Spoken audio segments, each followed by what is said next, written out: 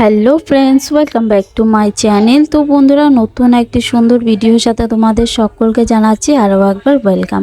তো বন্ধুরা, আজকে নিয়ে চলে এসেছি বাচ্চাদের জন্য আরও একটি দুর্দান্ত রেসিপি। তো তোমরা ভিডিওটা দেখতে থাকো, অবশ্যই ভালো লাগবে আর তোমাদের অনেকেরই কাজে লাগবে। ঠিক আছে, তো চলো রেসিপিটা কিভাবে তৈরি করি। তো এখানে দেখতেই পাচ্ছ নিয়ে নিয়েছি হচ্ছে একটা আপেল আর একটু সুজি। ঠিক আছে, তো আপেলটা পুরো লাগবে না, অর্ধেক আপেল লাগবে। আর এখানে সামান্য পরিমাণে সুজি নিয়ে নিয়েছি। তো দেখো আপেলটাকে ভালো মতো ধুয়ে নিয়ে খোসা ছাড়িয়ে আমি দেখো এই চাকু দিয়ে আমি টুকরো টুকরো করে নিচ্ছি। ঠিক আছে, তো যাদের বাচ্চারা খেতে চায় না তারা কিন্তু এইভাবে রান্না করে বাচ্চাদের দিতেই পারো, কারণ মানে রান্নাটা খুবই ভালো হয়, খেতেও খুব টেস্টি। ঠিক আছে, তো আমি নিজেও খেয়ে দেখেছি, খেতে খুবই ভালো হয়েছে। তো আমি যখনই আমার বাচ্চাকে কোনো কিছু খাওয়াই না কেন, নতুন কিছু ট্রাই করি না কেন, তো তার আগে আমি একটু খেয়ে দেখি যে কেমন হয়েছে।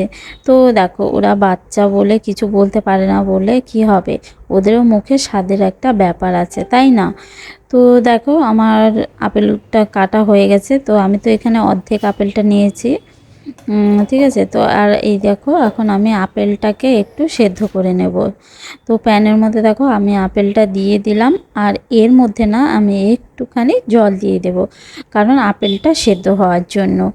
আর জলটা যে দিয়ে দিলাম, এই জলটা কিন্তু একদম আপেলের মধ্যে শুকিয়ে নিতে হবে। তাহলে চলো আপেলটা সেদ্ধ হতে থাক। এভাবে যদি বাচ্চাদের রান্না করে খাওয়ানো যায়, তাহলে কিন্তু বাচ্চাদের ওজন বৃদ্ধি খুব তাড়াতাড়ি বাড়বে আর ব্রেন ডেভেলপমেন্টও খুব তাড়াতাড়ি হবে। তো তোমরা কিন্তু এভাবে করে দেখতেই পারো আর নিজেদের বাচ্চাদের এইভাবে রান্না করে খাওয়াতেই পারো। ঠিক আছে, তো দেখো আমি এখন বাটিটা ঢাকনা দিয়ে দিলাম আপেলটা সেদ্ধ হওয়ার জন্য। আপেলটা সেদ্ধ হচ্ছে, তো দেখো আপেলটা সেদ্ধ হয়েও গেছে। এই দেখতেই পাচ্ছ জলটা পুরো শুকিয়ে গেছে। এখন আমি এটাকে নামিয়ে নেব।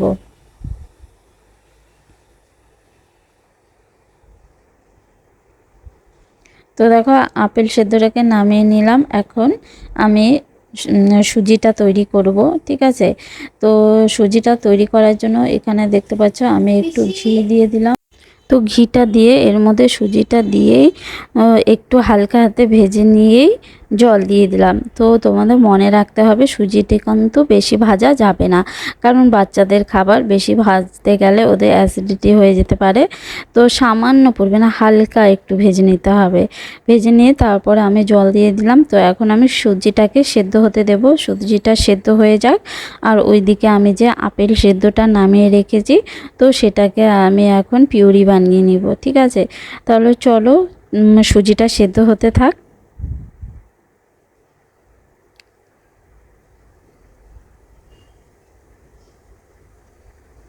তো এই দেখো আমার আপেল সেদ্ধটা, তো আপেল সেদ্ধর সাথে না আমি দুটো খেজুর নিয়ে নিয়েছি। ঠিক আছে, তো দুটো খেজুর দিয়ে দিলাম। তোমরা কিন্তু চাইলে এর মধ্যে কলাও অ্যাড করতে পারো। তো আমার কাছে যেহেতু কলাটা ছিল না, কলাটা শেষ হয়ে গেছিলো, তো সেই জন্য আমি এটার সাথে খেজুরটা অ্যাড করে দিয়েছি। ঠিক আছে, তো দেখো এখানে কিন্তু সুজিটাও তৈরি হয়ে গেছে, একদম রেডি সুজি। তো আমি এখন সুজিটাকে নামিয়ে নেব।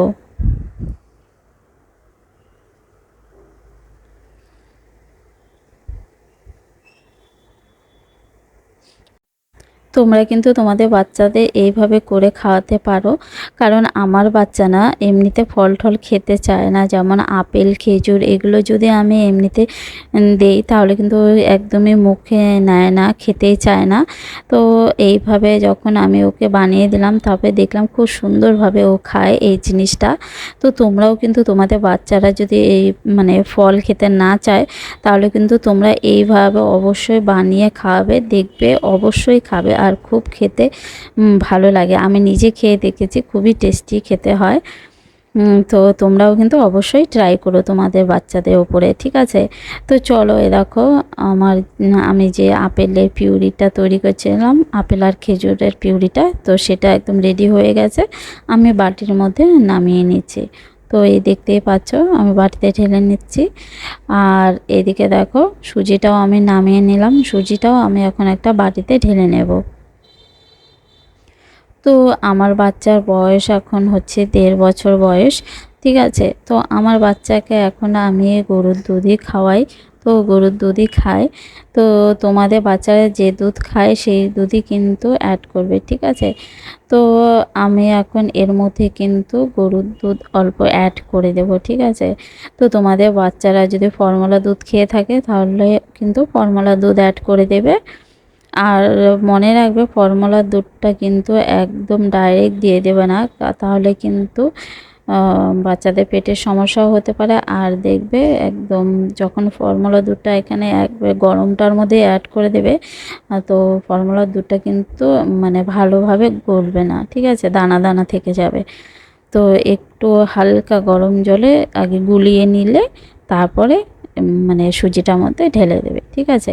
তো চলো এর মধ্যে এখন আমি অ্যাড করে দিচ্ছি হচ্ছে গুড়। তো এটা হচ্ছে গুড়ের পাউডার। তো আমি অনলাইন থেকে অর্ডার করেছি জাগরি পাউডার, ঠিক আছে। তো তোমরাও চাইলে অনলাইন থেকে অর্ডার করে নিতে পারো, নাহলে দোকানেই পেয়ে যাবে। তো এর মধ্যে এখন দিয়ে দিচ্ছি হচ্ছে আমি যে পিউরিটা বানিয়ে রেখেছিলাম আপেল আর খেজুরের, সেই পিউরিটা দিয়ে দিচ্ছি, ঠিক আছে।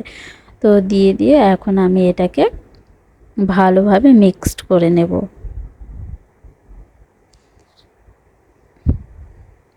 তো এটাকে ভালো করে মিক্সড করে নিলেই কিন্তু তৈরি হয়ে যাবে একদম পুরো তৈরি খাবারটা।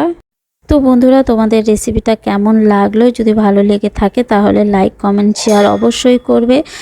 আর এই ধরনের নতুন নতুন রেসিপি পেতে চাইলে আমার চ্যানেলটিকে অবশ্যই সাবস্ক্রাইব করে আমার পাশে থেকো। তাহলে চলো আজকে ভিডিওটা এখানেই শেষ করছি। সবাই ভালো থেকো, সুস্থ থেকো, টাটা।